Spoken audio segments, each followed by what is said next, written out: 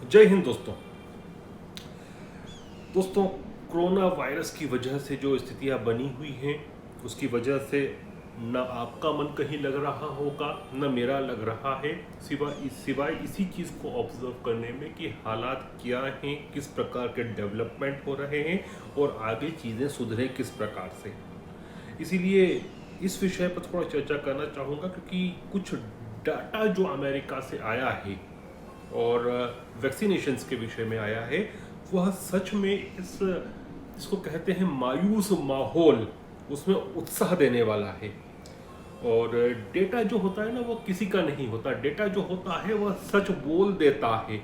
तो मैं कुछ सच चीज़ें जो है डाटा सहित रखना चाहता हूँ और मुझे अपेक्षा है कि आपको भारत की ट्रैजेक्टरी भी दिखेगी कि किस तरफ जाने वाली है आने वाले दिनों में। और उत्साहवर्धक रहेगा आपके लिए भी और मेरे लिए भी उत्साहवर्धक है जब मैंने इस चीज़ को समझा, इस डेटा को एनालाइज किया, इसको समझने की कोशिश की। तो बड़े सिंपल शब्दों में लोक भाषा में कोशिश करूंगा कि ये सारा साइंटिफिक डाटा आपके समक्ष रखूं। देखिए, यूनाइटेड स्टेट्स ने 16 दिसंबर 2020 को अपनी पॉपुलेशन को वैक्सीन लगाना शुरू कर दिया था। इसलिए यदि आप 16 दिसंबर से अभी तक देखें तो काफ़ी सारा डाटा आ चुका है जिससे हम चीज़ों को एनालाइज कर सकते हैं कि वैक्सीन की इफिकेसी कितनी है, किस प्रकार से ये काम कर रहा है। और किसी भी वैक्सीन को यदि समझना हो, उसको परखना हो, तो डाटा को हम 3 ही आधार के ऊपर एनालाइज कर सकते हैं। सबसे पहले तो नंबर ऑफ डेथ्स हम एनालाइज करें कि कितनी डेथ हो रही है वैक्सीन लगने वालों को, जिनको वैक्सीन लगी हुई है।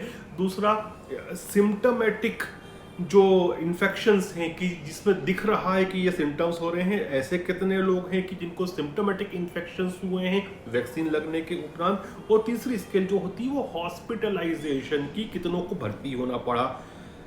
तो अभी तक मैं 20 अप्रैल के डाटा की बात कर रहा हूं। 20 अप्रैल तक 8.7 करोड़ से अधिक वयस्क अमेरिकियों को वैक्सीन लग चुका है। और ये जो डाटा आ रहा है ना, ये सेंटर फॉर डिजीज कंट्रोल जो CDC है वहां का, उसके द्वारा प्रेषित डाटा है। तो 8.7 करोड़ का जो डाटा है वो काफ़ी ज़्यादा होता है यदि इतने महीनों के अंदर एनालाइज किया जाए तो एनालिसिस के हिसाब से अच्छा डाटा है। इनसे ज़्यादा लोगों को, लगभग 13 करोड़ को भारत ने वैक्सीनेट किया है। और आज यह बात इसलिए मैं कर रहा हूँ क्योंकि हमारे यहाँ अब 18 साल से ऊपर के जो वयस्क हैं उनको भी वैक्सीन करने की ड्राइव शुरू हो गई है। 1 तारीख से लगना शुरू हो जाएंगे वैक्सीन। तो आप देखिए आपके वैक्सीन किस प्रकार से कारगर सिद्ध हो रहे हैं। 8.7 करोड़ वयस्क जिनको वैक्सीन लगा था अमेरिका में, उनमें से हम जो सबसे क्रूअल डाटा होता है मौत का, हम सबसे पहले उसको देखेंगे। उनमें से केवल 77 लोग कोविड की वजह से मृत्यु को प्राप्त किए। मतलब 8.7 करोड़, लगभग 8.25 करोड़ लोगों में से केवल 77 करोड़ लोग मौत की कोख में गए, एक तरह से ये कह सकते हैं आप, वैक्सीन लगने के बाद। अब आप कह सकते हैं कि 77 बहुत सारे होते हैं। 77 एक मोहल्ला जितना, आधे मोहल्ले इतने हो सकते हैं बहुत सी जगहों पर। एक छोटी कॉलोनी में पूरी की पूरी कॉलोनी हो सकती है। लेकिन आप ये देखिए कितनों में से 8.7 करोड़, 8.25 करोड़ में से, और यदि इसकी व्याख्या करूं मैं तो दिल्ली की पूरी वयस्क जनसंख्या मिला लें, मुंबई की पूरी मिला लें, चेन्नई की पूरी मिला लें, कोलकाता की मिला लें और 8-10 और शहरों को मिला लें, तो जो जनसंख्या बनती है वयस्कों की, ये 8.25 करोड़, इतना बड़ा नंबर है। अब आप सोचिए कि हिंदुस्तान के 10 बड़े शहर में से यदि 77 कैजुअलिटीज होती है वैक्सीन लगने के बाद, तो उस नंबर को आप किस रूप से आंकेंगे। अब हम, तो इसका मतलब यही है कि बहुत कम डेथ हुई है यदि 8.25 करोड़ में से 77 लोग कोरोना की चपेट की वजह से मृत्यु को प्राप्त करते हैं, तो ये नंबर बहुत कम है। हालांकि एक भी कैजुअलिटी ज़्यादा होती है, लेकिन यदि हम बात करें फिगर्स में तो बहुत कम है। फिर दूसरा मेज़र करने की हम स्केल रखें कि सिम्टोमेटिक इन्फेक्शंस की, ऐसे लोग जिनमें सिम्टम्स दिख रहे थे कोरोना के, वो सिम्टम्स अलग अलग प्रकार के हो सकते हैं। गले में खराश भी हो सकती है, बुखार आना भी हो सकता है। इस प्रकार के जो सिम्टम्स दिख रहे थे वो कितनों को दिखे इस 8.25 करोड़ में से, 8.7 करोड़ में से। 8.7 करोड़ में से केवल 7,157 लोग जो थे, 7,157 लोग थे उनको सिम्टोमेटिक इन्फेक्शंस वैक्सीन के बाद दिखा। तो कोई बहुत ज्यादा संख्या नहीं है, ये वो लोग हैं जिनको वैक्सीन लग चुका था 9.25 करोड़ में से 7,157। मतलब यदि आप प्रतिशत में उसको नापेंगे तो 0.005%। अब कितना हो सकता है आप समझ लीजिए कि कितना कम होता है। 0.005%। और यदि अंकों में बात करें तो 9.25 करोड़ में से 7,157 लोग थे वह। और इसको यदि थोड़ा सा मैं और डाटा को बाइफरकेट करूं इजी समझने के लिए, तो इसका मतलब यह हुआ कि हर 10 लाख में से केवल 50 लोग ही ऐसे थे जिनको सिम्टम्स लगे इन्फेक्शन होने के वैक्सीन लगने के बाद। इसको और भी यदि मैं छोटी स्केल पे ले जाऊं तो 2000 में से केवल एक व्यक्ति ऐसा था जो सिम्टोमेटिक हुआ वैक्सीन लगने के बाद। अब आप समझिए कि 2000 लोगों को वैक्सीन लगा, उसमें से एक जो था उसको कोरोना के सिम्टम्स दिखे वैक्सीन लगने के बाद इन्फेक्शन होने की वजह से। कितना कम नंबर है 2000 में से एक। अब आप समझ सकते हैं कि वैक्सीन जो है कितने इफेक्टिव होते हैं। फिर एक और जो हम तीसरी स्केल रख रहे हैं कि हॉस्पिटलाइजेशन, कितने लोगों को कोरोना का इन्फेक्शन हुआ वैक्सीन लगने के बाद और उनको हॉस्पिटल में भर्ती करना पड़ा। यदि इसको सीधे मैं प्रतिशत में नापूंगा ना तो प्रतिशत में आता है 0.0003।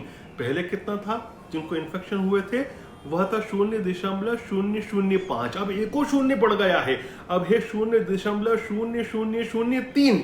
3 के पहले 3 शून्य है और उसके पहले दशमलव आ रहा है। तो कितने कम लोग ऐसे थे कि वैक्सीन लगने के बाद जब उनको इन्फेक्शन हुआ तो हॉस्पिटल में भर्ती कराने की जरूरत पड़ी। इसका मतलब ये हुआ कि मैं एक क्रूड स्केल पे बात करूं और आसान फिगर दिखाऊं आपको तो 10 लाख में से केवल 3 लोग ऐसे थे कि वैक्सीन लगने के बाद उनको अस्पताल में भर्ती होना पड़ा। और आप ये कह सकते हैं कि ये तो ठीक है अमेरिका का डाटा है, अमेरिका में जो वैक्सीन लग रहे हैं वो हमारे यहाँ नहीं लग रहे हैं, लेकिन ऐसा ही उनके यहाँ मॉडर्ना लग रहा है यूजुअली, या थोड़ा जॉनसन एंड जॉनसन का लग रहा है, बहुत कम संख्या में जॉनसन का लगा है, या फाइजर का ज्यादा लगा है। मॉडर्ना और फाइजर बल्क में लगा है उनके यहाँ।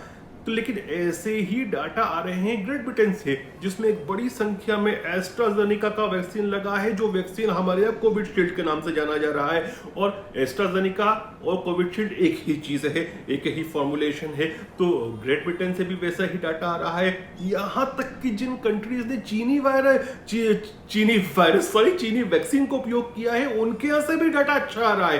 तो वैक्सीन जो है वो बहुत इफेक्टिव हैं। और आज एक और खबर आई कि जो अमेरिका के सीडीसी के जो चीफ हैं डॉक्टर फाउची, उन्होंने कहा है कि जो भारत में ये नई स्ट्रेन मिली है कोरोना की, उस पर हमारा जो कोवैक्सीन है, जो हमारा स्वदेशी निर्मित वैक्सीन है, वह इफेक्टिव है। हालांकि लोग इस पर ट्विटर पर काफी बात कर रहे हैं, लेकिन मैंने उन लोगों को डांटा है कि हमको डॉक्टर फाउची के सर्टिफिकेट की जरूरत नहीं है, हमारा वैक्सीन अच्छा है। हमको आईसीएमआर ने कहा है उनके सर्टिफिकेट की हमको कोई जरूरत नहीं है। तो आप देखिए कि वैक्सीनेशन कितना प्रभावी है। इसलिए मैं कहता हूं कि आप कोविन की वेबसाइट पर जाएं, यदि आप 18 से ऊपर की आयु के हैं तो अपने आप को रजिस्टर कराएं ताकि आपको वैक्सीन लगे। और आपके घर में जो 45 प्लस के हैं उन्होंने भी यदि वैक्सीन नहीं लगाया है तो प्लीज उनको वैक्सीन लगवाएं। ये ही आज हमारे पास सबसे बड़ा कवच है। और वैक्सीन लगाने के बाद भी हमको अपने आप को शेयर नहीं समझना है, क्योंकि अमेरिकन डाटा दिखाता है कि 8.7 करोड़ में से केवल 77 लोगों की कैजुअलिटी हुई है। लेकिन मैं कहता हूं एक भी कैजुअलिटी नहीं होना चाहिए, इसलिए हम मास्क का उपयोग करें। जहां पर लॉकडाउन है, जनता कर्फ्यू है, इसका पूर्ण पालन करें, सोशल डिस्टेंसिंग का पालन करें। और घर में यदि कोई बीमार है या हम खुद बीमार हैं या जो व्यक्ति बाहर जाता है घर पे किसी काम से भी, जरूरी काम से, वह मास्क का उपयोग जरूर करे। और मुझे लगता है बहुत जल्दी हम इस जो वायरस का संकट है उससे निकलेंगे। हारेगा वायरस, जीतेगा भारत। जय हिंद, जय भारत।